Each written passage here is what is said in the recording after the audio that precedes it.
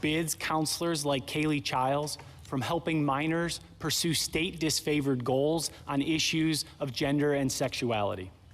This law prophylactically bans voluntary conversations, censoring widely held views on debated moral, religious, and scientific questions. Colorado insists that its law is subject only to rational basis review, yet that would allow states to silence all kinds of speech in the counseling room, such as disfavored views on divorce or abortion. If heightened scrutiny doesn't apply, states can transform counselors into mouthpieces for the government.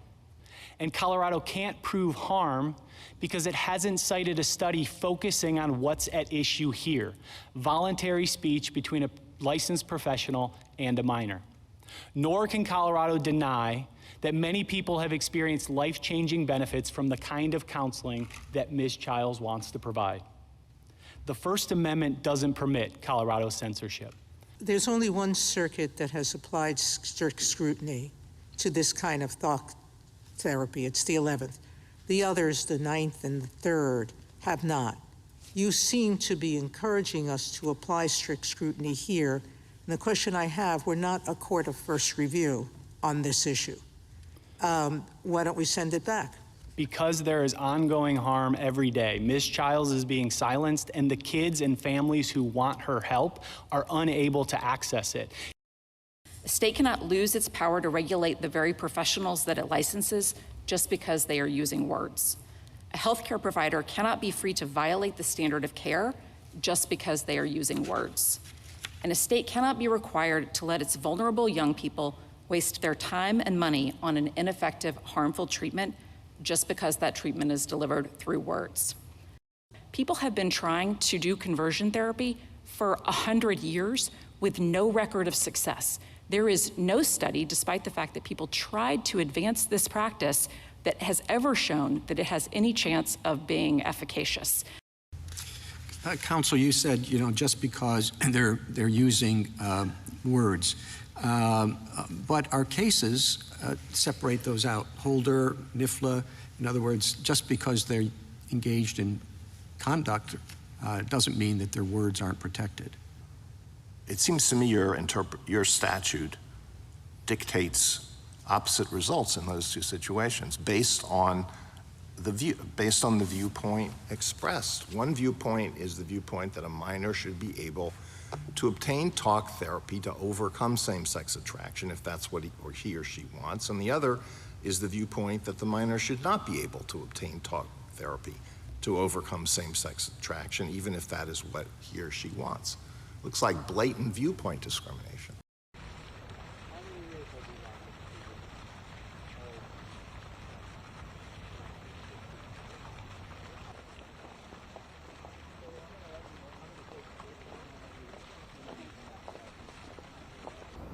When I learned about Colorado's counseling censorship law, I was concerned about its impact that it would have on myself and my clients.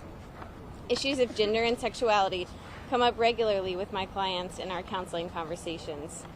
And Colorado's law would hover over every conversation I have with my minor clients, threatening me with a $5,000 fine, suspension from practice, and losing my counseling license. And while I certainly am worried about my livelihood, Colorado's law hurts kids struggling with gender dysphoria most of all. What would you say about Justin Kagan? Where do you think she may stand? The court seemed very receptive to the points we were making. The court acknowledged that Colorado is trying to censor private conversations between licensed professionals and their clients. Specifically, that would be in violation of what this court said just a handful of years ago in the NIFLA versus Becerra case.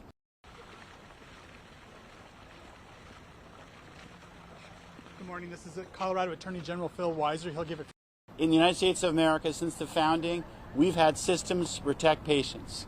There's a fiduciary relationship when a licensed professional subject to malpractice tries to help someone. And it means they need to be doing things that are helpful, not things that are shown to be harmful. The idea that there could be a First Amendment exemption to this is dangerous, can create a lot of mischief. We've made our case to the Supreme Court. We'll now wait on an answer.